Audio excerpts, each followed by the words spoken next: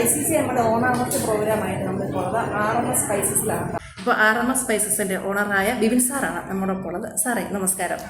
ഈ RMS സ്പൈസസിനെ കുറിച്ച് അധികം ആളുകൾക്കൊന്നും അറിയില്ലായിരിക്കും അല്ലേ? അപ്പോൾ എന്താണ് RMS സ്പൈസസ്? ഇതുകൊണ്ടൊക്കെ ഉദ്ദേശിക്കുന്നത് എന്താണ്? അതിനെക്കുറിച്ചൊന്ന് വിശദമായിട്ട് പറയാമോ? ഞാൻ ഇടുക്കിയിൽ തോപ്രാങ്കുടി എന്ന് പറയുന്ന സ്ഥലത്ത് കർഷക കുടുംബത്തിൽ ജനിച്ചു വളർന്ന ഒരാളാണ്. ഞാൻ ഗ്രാജുവേഷനൊക്കെ കഴിഞ്ഞ് എനിക്ക് ഇൻട്രസ്റ്റ് ഉള്ളൊരു മേഖലയായിരുന്നു സ്പൈസസ്. നമ്മുടെ തന്നെ പരമ്പരാഗതമായിട്ടുള്ള ഈ സ്പൈസസ് അതിങ്ങനെ ലോകത്തെല്ലായിടത്തും എത്തിക്കണം. പോർച്ചുഗീസുകാരാണെങ്കിലും എല്ലാവരും ഇങ്ങോട്ടുള്ള കടന്നു വരാൻ ഉള്ള കാരണം അതായത് പല മതങ്ങളും അവിടുന്ന് ഇങ്ങോട്ട് വരുന്നു. അതിപ്പോൾ ഇവിടുന്ന് ബുദ്ധിസം ചൈനയിൽ ചെന്നതും പേർഷ്യൻസ് നമ്മുടെ ഇന്ത്യയിലോട്ടല്ല കേരളത്തിലോട്ട് വന്നതെല്ലാം ഈ ട്രേഡുമായിട്ട് ബന്ധപ്പെട്ട ബിസിനസ്സിൻ്റെ പ്രാധാന്യം തിരിച്ചറിഞ്ഞുകൊണ്ട് തന്നെയാണ് നമ്മൾ RMS 2016 സ്റ്റാർട്ട് ചെയ്തു. സ്പൈസസ് ആയിട്ട് ബന്ധപ്പെട്ട് പ്രത്യേകിച്ച് കാടമം, പെപ്പർ, ഗ്രാമ്പു എല്ലാം, ടർമറിക്, ജിഞ്ചർ, പിന്നെ അതുപോലെയുള്ള എല്ലാ സ്പൈസസ് സാധനങ്ങളും നമ്മളത് വാല്യൂ അഡീഷൻ നടത്തി. അങ്ങനെ തന്നെ റോ മെറ്റീരിയൽ അങ്ങനെ തന്നെ കൊടുക്കുമല്ല. നമുക്ക് ഒരിക്കലും പാലായിട്ട് വിറ്റ് കഴിഞ്ഞാൽ അതിൻ്റെ പൂർണ്ണ ബെനിഫിറ്റ് ഒരിക്കലും കർഷകന് കിട്ടാറില്ല. എന്നതുപോലെ തന്നെ നമ്മൾ അതിനകത്തൊരു അത് പാക്കിംഗ് മെറ്റീരിയൽ ഇതായിട്ട് ഗുഡ്സായിട്ട് തന്നെ അതിനകത്ത് മൂല്യവർദ്ധിത വസ്തുക്കളാക്കിയിട്ടാണ് ഈ സ്പൈസസ് വിപണനം നടത്തുന്നത്. കർഷകനായിരുന്നു, അതേപോലെ തന്നെ തോപ്രാങ്കുടിക്കാരനായിരുന്നു എന്നൊക്കെ പറഞ്ഞു. അപ്പോൾ ഈ RMS സ്പൈസസിൻ്റെ ഉദ്ദേശം എന്ന് പറയാമോ? ഉദ്ദേശം പൊതുവെ പറയുകയാണെങ്കിൽ മൊത്തത്തിൽ ലോകത്തിനോട് നന്മ ചെയ്യുക, നമുക്ക് ജീവിക്കണം. നമ്മളിപ്പോൾ ഇപ്പം എൻ്റെ കൂടെ ഇപ്പോൾ 100 ജീവനക്കാരായി ഈ ഒരു സ്ഥാപനത്തിൽ ജോലി ചെയ്യുന്നുണ്ട്. അപ്പോൾ അവർക്ക് എല്ലാവർക്കും ഒരു നല്ലൊരു തൊഴിൽ, മികച്ച ശമ്പളം, പിന്നെ നമുക്ക് ചാരിറ്റി പ്രവർത്തനങ്ങളൊക്കെ ചെയ്യുക. പിന്നെ ഈ ബിസിനസ്സിൻ്റെ ഏറ്റവും വലിയൊരു പ്രത്യേകത എന്ന് പറഞ്ഞു കഴിഞ്ഞാൽ നമ്മളിപ്പോൾ 5 കോടി രൂപ നമ്മൾ ഈ സമൂഹത്തിൽ നിന്ന് കളക്ട് ചെയ്യാൻ കൂടി, അങ്ങനെയാണെങ്കിൽ 25 കോടി രൂപയോളം തിരിച്ച് പലതരത്തിലുള്ള ടാക്സായിട്ട് ഗവൺമെൻറ്റിൽ നിന്ന് പോകുന്നുണ്ട്. ഇത് ശരിക്കും ഒരു ഹോളി വർക്കാണ്. പഴയ കാലത്തൊക്കെ നമ്മൾ ട്രഡീഷണലൊക്കെ കേട്ടോണ്ടിരിക്കുന്ന കച്ച കവടം എന്നുള്ളതായിരുന്നു നമ്മൾ കേട്ടിരുന്നത്. ആ ആസ്പെക്റ്റൊക്കെ വെറും തെറ്റാണ്. എല്ലാം നമ്മൾ GST, ഇൻകം ടാക്സ് എല്ലാം കൃത്യമായിട്ട് പേ ചെയ്തുകൊണ്ട് ഉള്ള ഒരു ബിസിനസ് ചെയ്യാൻ തന്നെ വളരെ സന്തോഷമാണ്. നമ്മുടെ ഈ ഇവിടെയുള്ള സ്പൈസസുകളൊക്കെ നമ്മൾ കൃഷിക്കാരിൽ നേരിട്ടെടുക്കുവാണോ അതോ സ്ഥാപനങ്ങളിൽ നിന്ന് എടുക്കുവാണോ ചെയ്യുന്നത്? നമ്മൾ ഭൂരിഭാഗവും കൃഷിക്കാരിൽ നിന്ന് നേരിട്ടെടുക്കണം. ഇപ്പോൾ ഈ താഴെ കണ്ട ഒരു ഇതല്ലാതെ 2 ഡിപ്പോകളുണ്ട്, ഇരട്ടയാറ്, പിന്നെ കാഞ്ചിയാറ്. ഇതുകൂടാതെ ഇതുകൊണ്ടൊന്നും നമുക്ക് ആവശ്യത്തിനുള്ള മെറ്റീരിയൽ സുലഭമാകുകയില്ല. അത് നമ്മൾ വ്യാപാരികളിൽ നിന്ന് തന്നെ കളക്ട് ചെയ്യും, പിന്നെ ഓഷനിൽ നിന്ന് പർച്ചേസ് ചെയ്യും. അങ്ങനെയാണ് നമുക്ക് ആവശ്യമുള്ള മെറ്റീരിയൽ നമ്മൾ കളക്ട് ചെയ്യുന്നത്. നമ്മുടെ ഇടുക്കിയിലെ സ്പൈസസ് തന്നെയാണോ എടുക്കുന്നത്? ഇടുക്കിയിലെ സ്പൈസസ് മാത്രം. അതുകൊണ്ട് ഇടുക്കിയിലെ സ്പൈസസ് മാത്രം എന്ന് പറയാൻ കാരണം എന്താണ്? ഏറ്റവും ക്വാളിറ്റി ഉള്ളത് പറയാൻ കാരണം കാടമത്തെ കുറിച്ച് പറയുകയാണെങ്കിൽ കാടമ ശരിക്കും ഏറ്റവും നല്ല കാടമ നമുക്ക് കിട്ടുന്ന ഈ ഉടുമ്പൻചോല താലൂക്കാണ്. പിന്നെ നമുക്കറിയാം പാലക്കാട് ചില സ്ഥലത്ത്, വയനാട്, അതൊന്നും ഇത്ര ഒരു ഓയിൽ കണ്ടന്റ് ഇല്ല. പിന്നെ ആസാമിൽ അത് ബ്ലാക്ക് കാടമാണ്. പിന്നെ നമുക്ക് നോക്കുകയാണെങ്കിൽ ഏറ്റവും കൂടുതൽ ഏലക്ക ലോകത്തിൽ ഉൽപ്പാദിപ്പിക്കുന്ന ഗാട്ടിമലയാണ്. പക്ഷെ അത് എന്ന് പറഞ്ഞാൽ ഈ അവർ ട്രഡീഷണലായിട്ട് വേറൊന്നും ഷെയ്ഡോ കാര്യങ്ങളൊന്നും കൊടുക്കുകയില്ല, അങ്ങനെ വളപ്രയോഗങ്ങളോ ഒന്നുമില്ല. ഇങ്ങനെ വെയിലത്ത് തന്നെയാണ് നടക്കുന്നത്.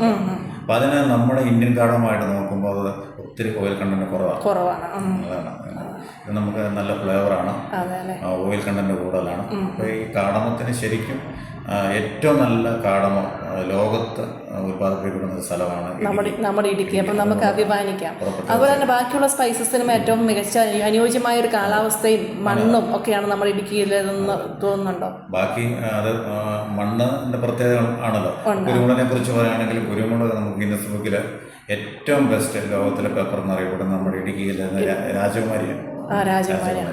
ഓരോ വിളകൾക്ക് അതിൻ്റേതായ ഒരു സ്ഥലത്തിന് പ്രാധാന്യമാണ്. ഇപ്പം നമ്മൾ താമസിക്കുന്ന ഈ വാത്തുക്കുടി പഞ്ചായത്തിലാണ് ലോകത്തെ ഏറ്റവും ബെസ്റ്റ് ആയിട്ടുള്ള നട്മക്ക്. അതായത് അതിൻ്റെ ഈ മേസ് ഫ്ലവറൊക്കെ ആണെങ്കിൽ ഏറ്റവും നല്ല കട്ടിയുള്ള നല്ല കളറുള്ള അത് കിട്ടുന്നത്. ഇതൊന്നും നമുക്ക് ശരിക്കും പറഞ്ഞാൽ ഇതുവരെ ഒന്നും നമ്മൾ മാർക്കറ്റിലേക്ക് എത്തിക്കാനോ ലോകത്തെമ്പാടും അത് വിപണനം നടത്താൻ അവിടെ സാധിച്ചിട്ടില്ല. അപ്പോൾ അതൊക്കെ ഈ 6 മാസം വഴി നമുക്ക് കഴിയുമെന്ന് പ്രതീക്ഷിക്കാം. അപ്പം ഒരു കാര്യമാണ് ചോദിച്ചാൽ നമ്മുടെ ഇത്രയും നല്ല ഒരു മികച്ച ഒരു കാർഷിക മേഖലയാണ് നമ്മുടെ ഇടുക്കിയിലുള്ളത്. നമ്മുടെ ഇടുക്കിക്കാർ അത്ര തിരിച്ചറിഞ്ഞിട്ടില്ല എന്ന് തോന്നുന്നല്ലേ? അതുകൊണ്ടൊക്കെയാണ് തന്നെ ഇപ്പോൾ നമുക്കറിയാം ചെറുപ്പക്കാരെല്ലാം ഇവിടെ നിന്ന് നാട് വിട്ടു പോകുന്ന നമ്മുടെ മഹാത്മ്യം മനസ്സിലാക്കാതെ നാട് വിട്ടു പോവുകയാണ്.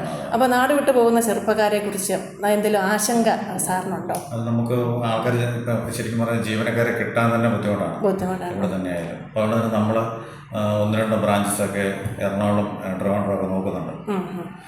അതോടൊപ്പം നമുക്ക് ഇവിടെ നിന്ന് ഇങ്ങനെ ആൾക്കാരിങ്ങനെ പോകുന്നു. വാസ്തവത്തിൽ നമ്മൾ കേരളത്തെ സംബന്ധിച്ച് നോക്കുകയാണെങ്കിൽ ഈ സ്പൈസസ്, അതായത് നമുക്ക് കൃഷിയും അതോടൊപ്പം ടൂറിസവും രണ്ടും കൂടെ ക്ലബ് ചെയ്തുകൊണ്ട് പ്രത്യേകിച്ച് ഇടുക്കി അങ്ങനെ പോവുകയാണെങ്കിൽ ഇവിടെ നമുക്ക് ഈ ടൂറിസം മാത്രം ഡെവലപ്പ് ചെയ്യാൻ നമുക്ക് ഒരു ചെറുപ്പക്കാരും പുറത്തോട്ട് വേണ്ട, അനന്ത സാധ്യതകളുണ്ട്.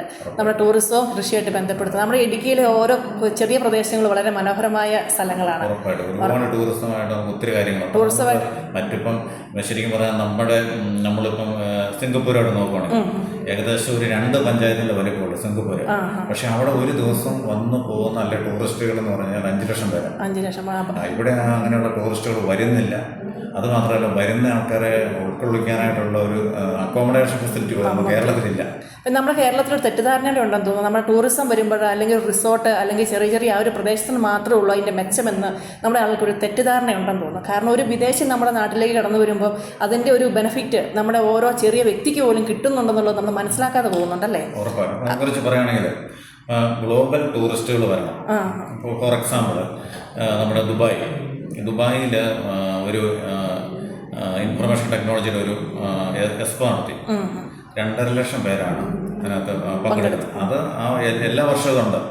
അപ്പം ഇത് കണ്ടക്ട് ചെയ്യുന്ന ജാറ്റെക്സ്. അപ്പോൾ ഇത് 2.5 ലക്ഷം പേര് ഒരു എക്സ്പോയിൽ പങ്കെടുക്കും. അത്രയും അക്കോമഡേഷനാണ് അവർ വരുന്ന പർച്ചേസ് ചെയ്യുന്നു. അപ്പം പർച്ചേസ് ചെയ്യുമ്പോഴത്തേനും അവർക്കെല്ലാം, അതായത് വ്യാപാരികൾക്കെല്ലാം അവരുടെ പ്രൊഡക്റ്റുകൾ വിറ്റഴിക്കുന്നു. അതുപോലെ തന്നെ എല്ലാ രീതിയിലും ആണ് ഗ്രോത്ത് രാജ്യത്തേക്ക് കടന്നു വരുന്നത്. ആ സ്ഥാനത്ത് ഇപ്പം നമ്മളിപ്പോൾ 2 ലക്ഷം പേരുടെ പറഞ്ഞല്ലോ. നമ്മളിനി കൊച്ചി നോക്കാം. കൊച്ചിയിലാണെങ്കിൽ നമുക്ക് ഒരു 25,000 പേരെ അക്കോമഡേറ്റ് ചെയ്യാനായിട്ടുള്ള ഒരു ഫെസിലിറ്റി ഇല്ല. 5 സ്റ്റാർ ഹോട്ടൽ സൗകര്യമാണ് ഉദ്ദേശിച്ചത്. ഇനി അതല്ല, 2,500 പേരെ പോലും ഉൾക്കൊള്ളാനായിട്ടുള്ളൊരു സംഭവമില്ല. ഇപ്പോൾ നമുക്കറിയാം ഗ്രാൻഡ് ഹയാത്ത്, അവിടെയൊക്കെ നമ്മൾ ഓരോ പ്രോഗ്രാം ചെയ്യുവാണെങ്കിൽ അപ്പം നമ്മൾ 500 പേരുടെ ഒരു പ്രോഗ്രാം, അപ്പം ബൊഫെ ഉൾപ്പെടെ ഒരു പ്ലേറ്റിന് അവർ 4,000 രൂപ ചാർജ് ചെയ്യും. അപ്പം 4,000 രൂപ ചാർജ് ചെയ്യുന്ന ഫുഡൊക്കെ നമ്മൾ ക്രമപ്പെടുത്തി നമ്മൾ ബുക്ക് ചെയ്തതിന് ശേഷം അവർ ആ കൂടെ തന്നെ എഴുതി മേടിക്കുന്നുണ്ട്. എന്താണെന്നറിയാം, വേറെ ഏതെങ്കിലും അവർക്ക് വലിയ ഓർഡറുകൾ വന്നു കാണും, ഇത് ക്യാൻസൽ ആയി പോകും. അപ്പം ഇവരെ ഒന്ന് ഉൾക്കൊള്ളിക്കാനായിട്ടുള്ള ഒരു ഫെസിലിറ്റി കേരളത്തിനില്ല.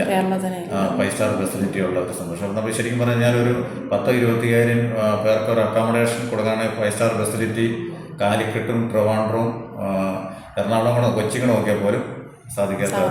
അപ്പം അക്കോമഡേഷൻ ശരിക്കും വരണം. ഇവിടെയാണെങ്കിലും നമ്മൾ, അതായത് ഗസ്റ്റ് വന്നതിന് ശേഷമല്ല നമ്മൾ അക്കോമഡേഷൻ ഉണ്ടാക്കേണ്ടത്. ഫസ്റ്റിലെ വരേണ്ട അക്കോമഡേഷൻ ഫെസിലിറ്റി വരുന്നതിന് ശേഷമാണ് ഗസ്റ്റ് വരുന്നത്. എനിക്ക് തോന്നുന്നു അതിന് നമ്മുടെ രാഷ്ട്രീയപരമായിട്ടും അങ്ങനെയുള്ള ലൈസൻസ് പരമായിട്ടുള്ള നിയമതടസ്സങ്ങളൊക്കെയാണോ അതിനൊരു കാരണം? ശരിക്കും പറഞ്ഞാൽ ഇതിനെക്കുറിച്ചൊന്നും സ്റ്റഡി ചെയ്യുന്നില്ല. അതായത് പൊളിറ്റീഷ്യൻസ് ആണെങ്കിലും അതായത് ഉദ്യോഗസ്ഥരാണ് ഇതിനെക്കുറിച്ച്, ഇതിൻ്റെ അനന്ത സാധ്യതകളെ കുറിച്ചൊന്നും പഠിപ്പിക്കുന്നില്ലാത്തതുകൊണ്ടായിരിക്കാം. കാരണം എന്താ വെച്ചാൽ ഈ അക്കാദമിക്കൽ നോളജാണ് ഇപ്പം നിയമം നടപ്പാക്കുന്ന മൊത്തം ഉദ്യോഗസ്ഥന്മാരാണ്. അപ്പോൾ ഈ അക്കാദമിക് നോളജ് ആർജിച്ചു, അപ്പോൾ അവർക്കൊന്നും ഒരു ബിസിനസ് കൊണ്ടുള്ള ഒരു ഗ്രോത്തോ കാര്യങ്ങളെക്കുറിച്ചൊന്നും ഉള്ളൊരു അവയർനെസ് കുറവാണെന്ന് എനിക്ക് തോന്നുന്നു. അപ്പോൾ അതുകൊണ്ട് ഇതിനകത്തെല്ലാം ഒരു മാറ്റം വരുവാണെങ്കിൽ കേരളം ശരിക്കും പറഞ്ഞു കഴിഞ്ഞാൽ ഭയങ്കരമായ ഗ്രോത്തിലോട്ട് പോകും. ഇപ്പോൾ നമ്മുടെ മറ്റ് സംസ്ഥാനങ്ങളോട് നോക്കുവാണെങ്കിൽ, ഇപ്പം ഇന്ത്യയിലെ മൊത്തത്തിലുള്ള GDP നോക്കുവാണെങ്കിൽ കേരളം ഒഴികെ മറ്റ് സംസ്ഥാനങ്ങളെല്ലാം മുന്നോട്ടാണ്. അത് മുന്നോട്ട് പോകണമെന്നുണ്ടെങ്കിൽ നമുക്ക് കാർഷിക മേഖല മാത്രം പോരാ, ടൂറിസം കൂടെ, കാർഷിക മേഖല ബന്ധപ്പെട്ട ടൂറിസം കൂടെ ബന്ധപ്പെട്ടു. നമ്മുടെ ഇടുക്കി പോലുള്ള പ്രദേശത്തൊക്കെ ടൂറിസത്തിന് ഒരുപാട് സാധ്യതയുണ്ടല്ലേ? അതായത് ടൂറിസം നമുക്ക് 3 രീതിയിൽ ചെയ്യാം. ഒന്ന് നമുക്ക് എക്സ്പോ ടൂറിസം, നോർമൽ ടൂറിസം, അതുപോലെ മെഡിക്കൽ ടൂറിസം. മെഡിക്കൽ ടൂറിസം ഒക്കെ ഇവിടെ വന്നു കഴിഞ്ഞപ്പോൾ നമുക്കിപ്പോൾ ശരിക്കും പറഞ്ഞാൽ ഇവിടെയൊക്കെ നമുക്ക് ഇടുക്കിയിലൊക്കെയാണെങ്കിൽ ഒരു 2 ലക്ഷം പേരെങ്കിലും ഒരു ദിവസം വന്ന് അവർ ഇതുപോലെ തന്നെ പരമ്പരാഗതമായിട്ടുള്ള ചികിത്സാ രീതികൾ അതെല്ലാം ചെയ്തു പോവുകയാണെങ്കിൽ അത്രയും റവന്യൂ വരും, അത്രയും തൊഴിലാണ് ഉണ്ടാകുന്നത്. ഈ തൊഴിൽ ആണ് നമുക്ക് ഒരു സംസ്ഥാനത്തിൻ്റെ ആണെങ്കിൽ രാജ്യത്തിൻ്റെ ആണെങ്കിൽ ഏറ്റവും അത്യന്താപേക്ഷമായിട്ട് തൊഴിലുണ്ടാകണം.